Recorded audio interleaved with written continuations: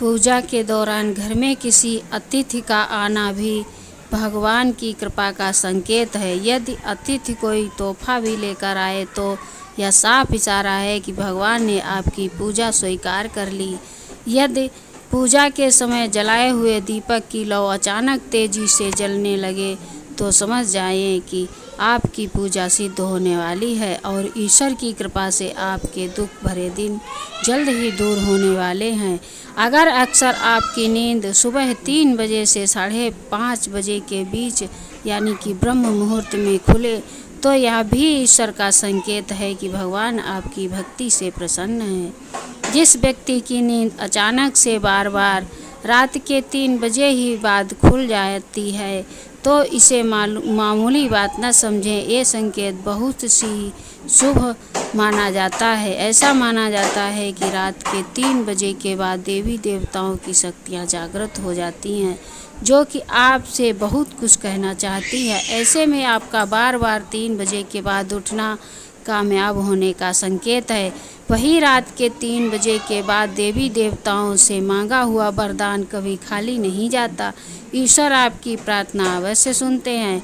अगर आपको आपके सपनों में ऊंचे ऊंचे पर्वत दिखाई देते हैं और वहां से बहता हुआ झरना आपको दिखाई देता है और इस जल को आप भी पी लेते हैं तो निश्चित तौर पर आपको कामयाबी अवश्य प्राप्त होती है। अगर आप अपनी शिक्षा का सही प्रयोग करके उससे परिवार चला पा रहे हैं तो ये ईश्वरीय कृपा से ही संभव है।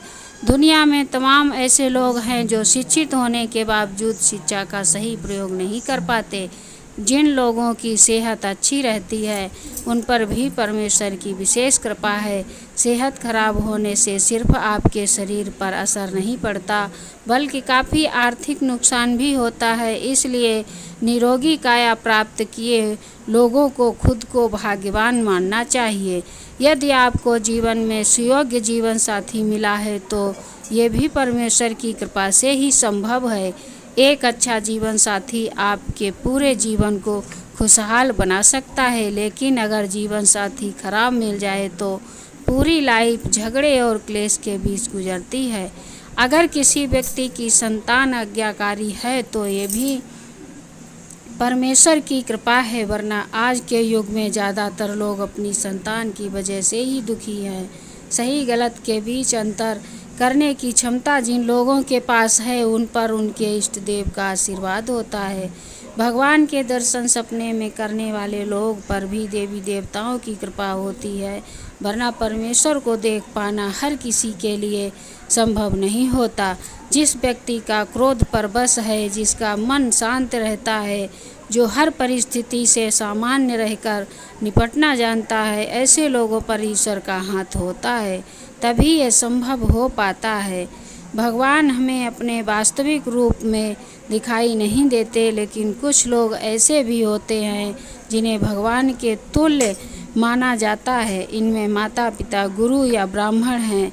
इनमें से कोई भी व्यक्ति पूजा के दौरान आपके घर में प्रवेश करता है तो यह बहुत शुभ माना जाता है। आपको उन्हें घर से खाली हाथ न लौटाना चाहिए। पूजा के दौरान अगर भगवान की मूर्ति या प्रतिमा से कोई फूल या माला आपके पास गिरकर आ जाए तो यह भी संकेत शुभ माना जाता है। इसे पता चलता है कि भगवान की कृपा आप पर बनी हुई है और आपकी मनोकामना जल्द ही पूरी होने वाली है। जानकारी अच्छी लगे तो वीडियो को लाइक करें, चैनल को सब्सक्राइब करें, शेयर करें, बेल आइकन प्रेस करें।